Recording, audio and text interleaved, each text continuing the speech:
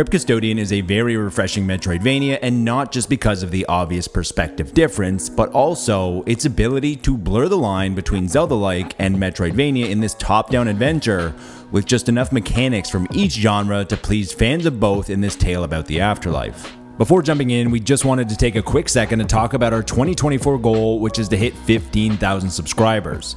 If you enjoy what we're doing, then all we ask is that you leave a positive or constructive comment. This helps with the algorithm and encourages more people to comment, which helps us grow. But more importantly, it also helps foster the positive environment that we're trying to cultivate without negativity or toxicity. You play as Pluto, a cat with a cape who has died and finds himself in the afterlife, unsure of how he arrived. Unfortunately, the news gets worse as he has also been sentenced to the bad place, doomed to clean up until the end of time. The only way out is to make enough friends and find a way to escape eternal doom. Crypt Custodian is loaded with exploration and locations that aren't technically dungeons but fill in superbly with puzzles to solve, upgrades to gain, and abilities to learn.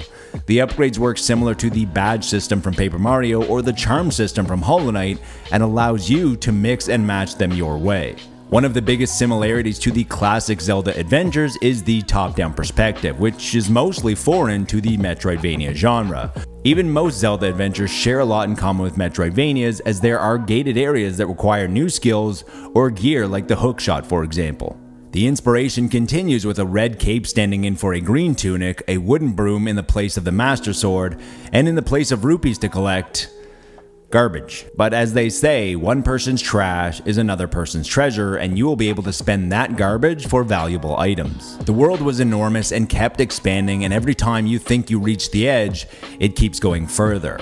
While the first couple areas did feel similar, the variety revealed itself the further you ventured out from the center. The fast travel system also alleviated a lot of the tediousness of having to go from one side of the map to the other, as you have the ability to teleport to any checkpoint at any time. As you meet friendly ghosts along your journey, you slowly unravel their fate through Polaroids found around the world, which were more touching than I anticipated and encouraged me to seek out each picture. There are loads of enemies to kill and plenty of decor to smash, but none produced hearts, and with limited health upgrades throughout the game, without the use of a charm, this sometimes resulted in frustration as you became farther away from a checkpoint. Although Crypt Custodian culminated in a happy ending, it felt as though it came to an abrupt ending, with some story threads that didn't feel fully explored, which would have led to a more satisfying finale. The top-down perspective is much more than just offering something different from the deluge of side-scrolling Metroidvanias, as it allowed for the developer to offer unique mechanics and abilities that go outside of the traditional genre scope.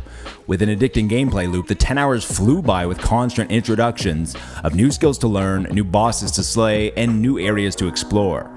Consider Crypt Custodian another feather in the cap of 2024 and what continues to be one of the best years the genre has ever seen. Until next time, remember to be nice to your fellow gamer, but more importantly, be nice to your fellow human.